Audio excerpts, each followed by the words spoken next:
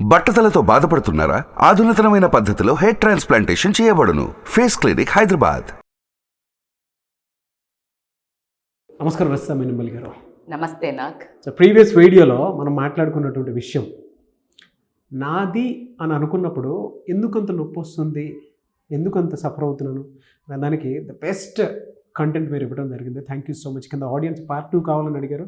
కొంతమంది అయితే డైరెక్ట్ కౌన్సిలింగే కావాలి, ఇది మా పర్సనల్ ప్రాబ్లం అని చెప్పేసి అడిగారు. సో మీరు కౌన్సిలింగ్ కావాలి అనుకుంటే రస్తామేనింబల్ గారిది స్క్రీన్ మీద కనిపిస్తున్న నెంబర్కి కాల్ ఆర్ మెసేజ్ వాట్సాప్ చేసి వెంటనే అపాయింట్మెంట్ బుక్ చేసుకోవచ్చు. అంటే అంత పెయిన్ ఉన్నటువంటి వాళ్ళు ఉన్నారని నాకు అప్పుడు తెలిసింది. No doubt. సో అందుకే నేను అంతే ఇంటెన్స్గా చెప్పాను. ఎస్ ఎస్ ఎందుకంటే చాలా మంది సఫరర్స్ని మీరు చూసారు కాబట్టి unexplained problem. Yes yes thank you so much అండి. Thank you. So coming to subject, ఎక్కువగా ఏ విషయాల్లో భర్తని కంట్రోల్ చేయాలని కానీ మార్చాలన్న ప్రయత్నం కానీ చేయకూడదంటారు అసలు? ఏ విషయాలు అట్లా చేయకూడదు అని చెప్తే అస్సలు నచ్చదు మాకు. మహమ్మద్ గోరి దండయాత్ర లాగా చేస్తూనే ఉంటాము. అది ఒక అంతే, ఇంకా అదే కదా లైఫ్లో ఒక మజా, ఒక కిక్. అది ఒక మళ్ళీ లేకపోతే బోర్ అవ్వదా? అంబిషన్ ఏంటి వైఫ్కి? మీరు రాంగ్ క్వశ్చన్. అంబిషన్ ఏది లైఫ్ లో? ఫోకస్ ఏది? Single agenda. సఫరింగ్స్ కొన్ని ఉంటాయండి. ఓకే సరే, బట్ అది అంటే మార్చాలన్న ప్రయత్నంలో ఎక్స్ట్రీమ్ కి వెళ్ళిపోతుంది. అదే అనబోతున్నాను. మీరు ఎప్పుడైతే అంటే లైక్ ఈమెన్ హస్బెండ్స్ ఎప్పుడైతే హ్యాపీగా ఫీల్ అయ్యి అంటే what she is correcting is helpful for my growth, for betterment అనుకోకుండా అబ్బా అనుకుంటూ తనను తను నొప్పించుకొని ఒప్పించలేక కష్టపడుతూ తన లైఫ్ని సఫరింగ్ అని ఒక వర్డ్ అన్నారే, అది పీక్స్కి వెళ్ళినట్టయితే లేడీస్ది, then you are not on the correct job. Then మనము కరెక్ట్ జాబ్ చేయట్లే. కరెక్ట్ చేయడానికి ఏవి కరెక్ట్ చేయాలి, ఎంత కరెక్ట్ చేయాలి, ఏ వాటిని టచ్ చెయ్యకూడదు. బాలకృష్ణ డైలాగ్, ఈగో టచ్ చెయ్యాలనుకోకు అంటాడు కదా, అలా ఏం టచ్ చేయకూడదో చెప్తాను నేను. ఏమి కరెక్ట్ చెయ్యాలి అని అనుకున్నట్టయితే మీరు బెటర్మెంట్ కోసం కరెక్ట్ చేస్తున్నా అనుకునేది కాస్త ఎక్కడో ఇండైరెక్ట్గా వీక్ చేస్తుంది ఆ రిలేషన్ని. So it's a very cautious, be cautious మీరు ఏం కరెక్ట్ చేస్తున్నారు. సో అవి ఏంటి అని తీసుకుంటే కనుక చిన్నగా స్టార్ట్ చేసి హ్యూమరస్గా కనుక చేయాల్సినవి చెయ్యాలి. అవి సీరియస్గా ఎక్కువ కరెక్ట్ చేస్తే అవి సీరియస్ అవుతాయి. అర్థమవుతుందా? సో దాంట్లో మెయిన్ ఫస్ట్ మనం ఏం చేస్తామంటే వాళ్ళని కరెక్ట్ చేయాలనే ఉద్దేశంతో, సో బేసికల్గా ఏంటి అంటే ఫస్ట్ మనందరికీ అంటే జనరల్గా లేడీస్కి నచ్చంది అంటే ఒక యావరేజ్గా తీసుకుంటే 20% వైఫ్స్కి కోపం ఎక్కువ ఉంటుంది కానీ నస ఎక్కువ ఉంటుంది, వేరే విషయం. హస్బెండ్స్కి కోపం ఎక్కువ ఉండడం జరుగుతుంది బికాజ్ హీ మేనేజెస్ కొంచెం డిఫరెంట్. కానీ ఇప్పుడున్న వాతావరణంలో అమ్మాయిలు కూడా బయట వర్క్ చేసి వస్తున్నారు, కానీ మన కల్చర్లో అమ్మాయిలు కోపం చేయకూడదు అనే ఒక సప్రెస్ చేసి పెట్టారు కాబట్టికే కోపం ఉండదు. కానీ మగాయన చెయ్యాలి కాబట్టికే వాళ్ళ టెంపర్మెంట్ హై ఉంటుంది. దాన్ని కరెక్ట్ చేయడానికి నీకు కోపం ఎక్కువ, నువ్వు అరుస్తున్నావు, నువ్వు అరేస్తున్నావు, ఊరికే వర్డ్ చెప్తే వాళ్ళకి ఇంకా ఎక్కువ కోపం అవ్వడం జరుగుతుంది. కానీ అదే పనిగా దాన్ని ట్రై చేయకుండా మరి ఏం చేయాలా అంటే you be calm, you just ignore that కోపం. దానంతట అది రావాలి, నువ్వు కరెక్ట్ చేయకు. That is a major thing. There is no point. ఎవరన్నా ఒక్కళ్ళు మా ఆయనకి కోపం ఉండే మేడం నేను ఇట్లా ఎంబడబడి గజ్జిలాగా తగ్గించిన అంటే మాత్రం అయి ఉండదు. అంటిల్ అన్లెస్ నువ్వు స్మార్ట్గా ఏదైనా మెడిటేషనో ఏదైనా యోగా అలా ఏమన్నా తీసుకుని వెళ్ళి అదా ఏమన్నా నువ్వు ఫుడ్లో మంచి హెల్దీ ఫుడ్ పెట్టి అలా, లేకపోతే నీ బిహేవియర్ మరీ శాంతకుమారిలాగా తయారైతే తప్పించి నువ్వు ఇట్లా నసలెక్క బ్యాక్ పడితే మాత్రం తగ్గిన వాళ్ళు మాత్రం ఉండరని మాత్రం యాజ్ ఏ నేను లైఫ్ కోచ్గా మాత్రం చెప్తాను. So don't even dare to that. And blame game complaint అంటే నీకు కోపం ఎక్కువ ఓకే అట్లా ఎంబడి పడకూడదు. రిపీట్ లా ఆఫ్ అట్రాక్షన్, వాళ్ళకి నిజంగానే కోపం వస్తుంది. సో నెక్స్ట్ వచ్చేసి అంటే ఈ హ్యాబిట్స్ అనేది చాలా చాలా సిల్లీగా ఉంటాయి. అంటే ఒకరికొకరు అందుకనే ఇట్లా పూసుకొని ఇట్లా పూసుకొని ఉన్న లవర్స్ కూడా పెళ్ళైనాక ఒక 3 నెలలు హనీమూన్, ఇంకా హనీమూన్ దగ్గర నుంచి మొదలవుతుంది. ఆ టవల్ ఆడేందుకు వేసినావు, ఎందుకు గోర్లు గిల్లుతున్నావు, ఎందుకు కాళ్ళు ఊపుతున్నావు, ఎందుకు ఇట్లా కూర్చుంటే కొంతమంది ఇట్లా కొడుతుంటారు అంటాం. అది వాళ్ళకి అది పర్సనాలిటీ ట్రైట్ ఎంగ్రేవ్ అయి ఉంటుంది ఇట్లా లోపలికి. ఇట్లా అది నువ్వు ఎందుకు కొడుతున్నావు అని నువ్వు ఇప్పుడు ఇవాళ పెళ్ళైన పక్క రోజు చెప్పి మళ్ళీ 25 ఏళ్ళకి కూడా ఇది ఎందుకు కొడతానో అంటనే ఉంటావు. నువ్వు చేంజ్ ఉండదు. పర్సనల్ ట్రైట్ అది పర్సనల్ ట్రైట్ ఉంటుంది. ఆ హ్యాబిట్స్ ని నువ్వు మార్చలేవు అవి కొన్ని. ఎందుకంటే 25 ఏళ్ళకి పెళ్లి చేస్తారు. ఫర్ ఎగ్జాంపుల్ 25 years కి చేస్తారు. ఆ 25 years నుంచి ఉండేటువంటి ఒక జర్నీలో అతనికి ఉండేటువంటి ఒక హ్యాబిట్ అది హ్యాబిట్. దాన్ని మార్చాలన్న ప్రయత్నం చేస్తే ఊరికే అది గోడకేసిన సున్నం మాదిరి. ఇప్పుడు జనరల్ గా ఒక బాడీ షేమింగ్ చేసినప్పుడు ఎంత హర్ట్ అవుతారో క్యారెక్టర్ అసాసినేట్ చేసినంత దారుణంగా ఫీల్ అవ్వడం జరుగుతుంది. సో అట్లా you shouldn't touch this habits. అలా కాకుండా కమ్యూనికేషన్ ఉంటుంది. నేను చాలా వరకు నేను కూడా కొంచెం ఇట్లనే మాట్లాడాలి, కొంచెం పాలిష్గా. కొంతమంది కొంచెం రాగా మాట్లాడతారు.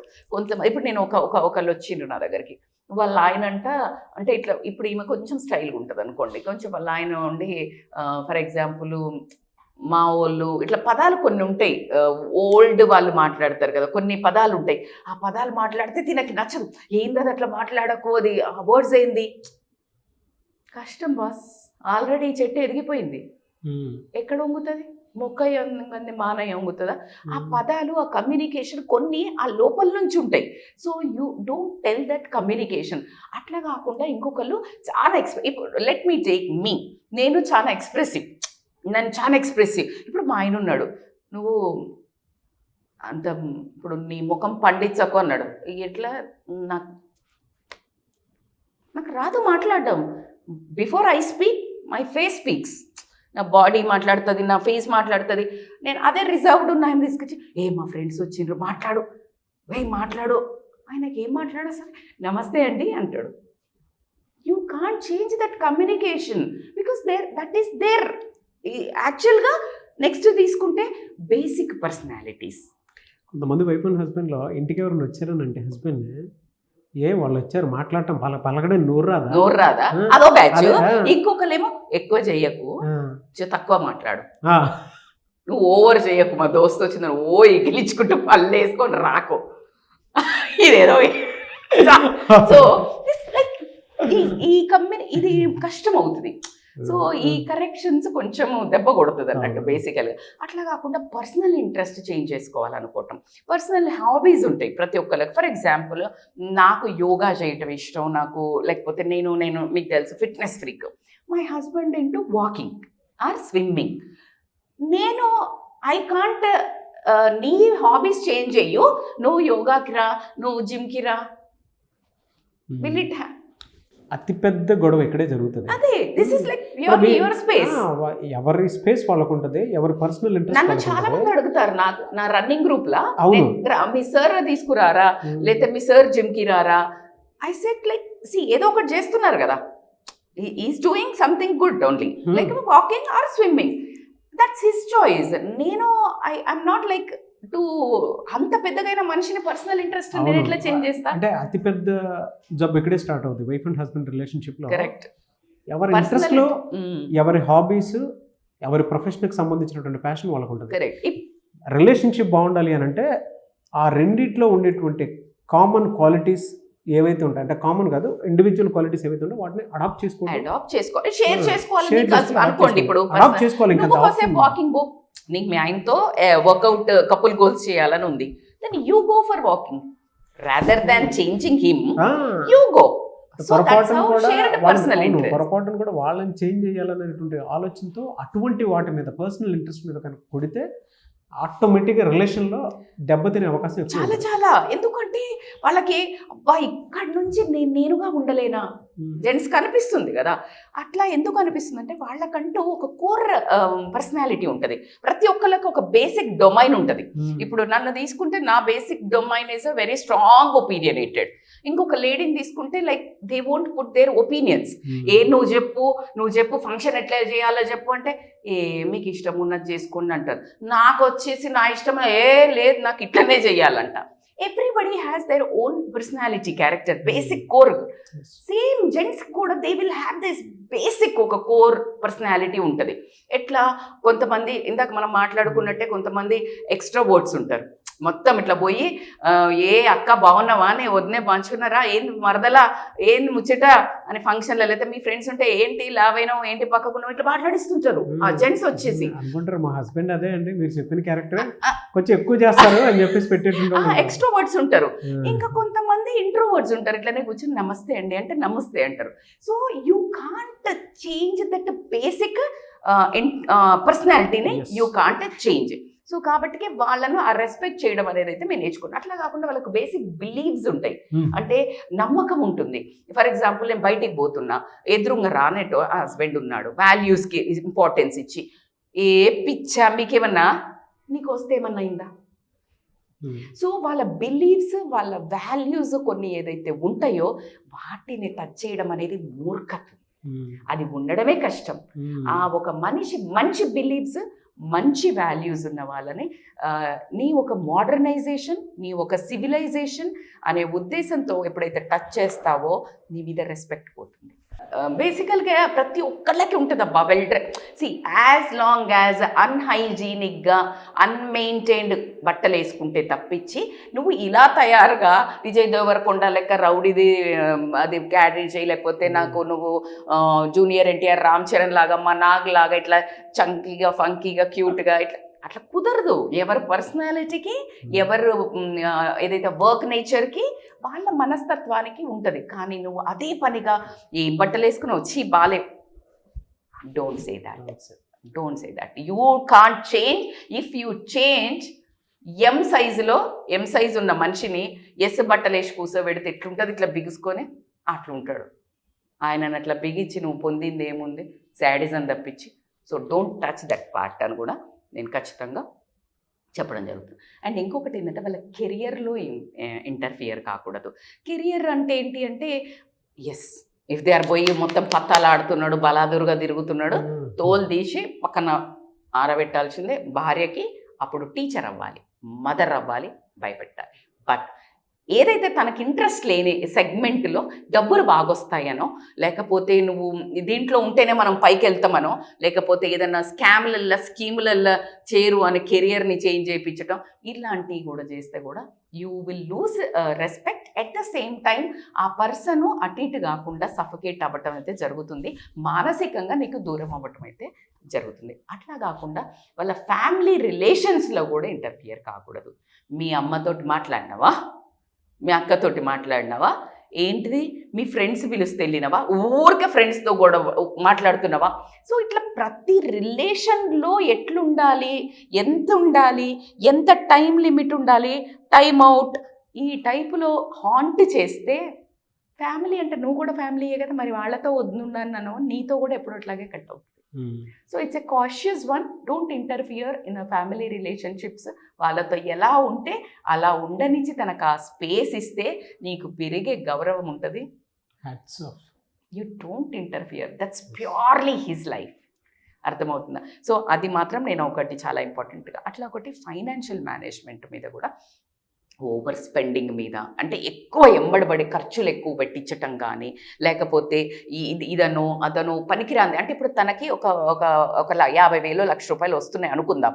తనకి నువ్వు 2 లక్షల 3 లక్షల మంత్లీ ఈఎంఐదో అట్లా టార్గెట్స్ పెట్టి తనని ఆ ఫైనాన్షియల్ ప్లానింగ్లో తనని ఇబ్బంది పెట్టి సఫకేట్ చేస్తే చాలా యాంగిల్స్లో డైవర్షన్లకు వెళ్ళడానికి రీజన్ ఉంటుంది.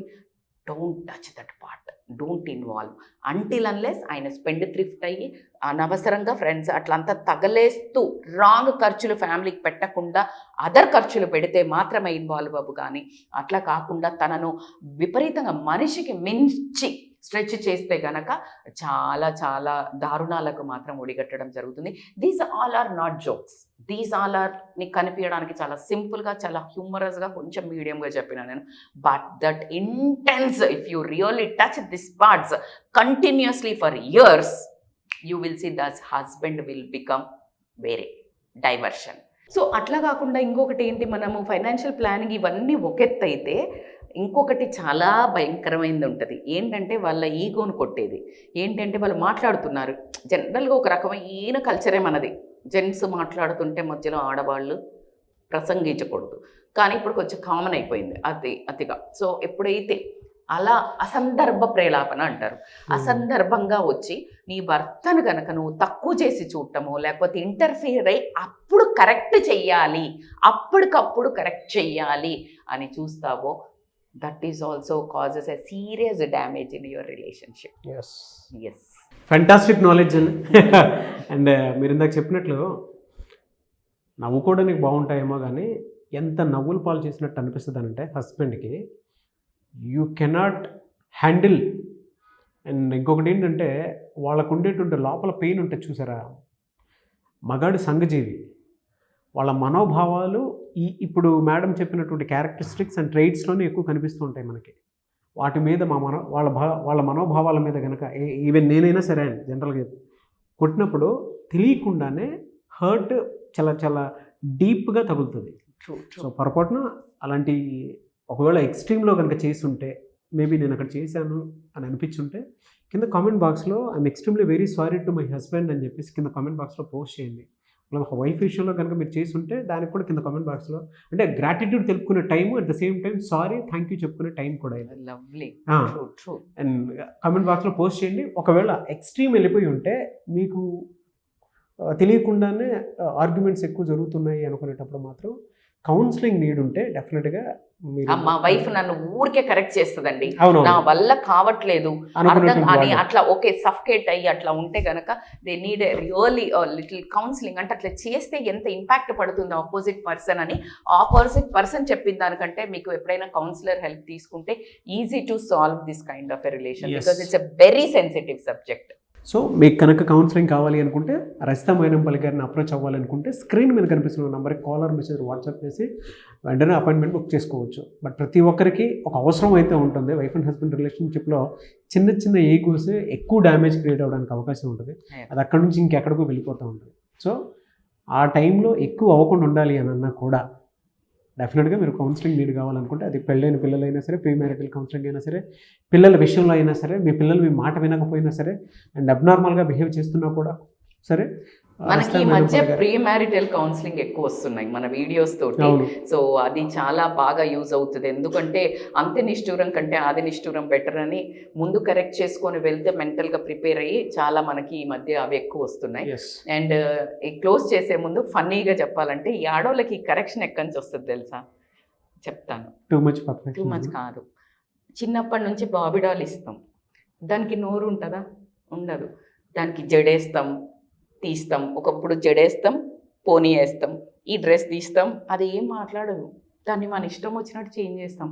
హస్బెండ్ బాబిడాలు అనుకుంటాం, కాదు. సో కాబట్టికే మన ఆటలు అక్కడి వరకే, ఇక్కడ అంతా కుదరదు, వేరే ఆటలు. సో కాబట్టికే don't think like is a Barbie doll. Fantastic అండి, గుడ్. ఎనీవేస్ థ్యాంక్ యూ అండి, thank you so much Rajitha Mynampally గారు.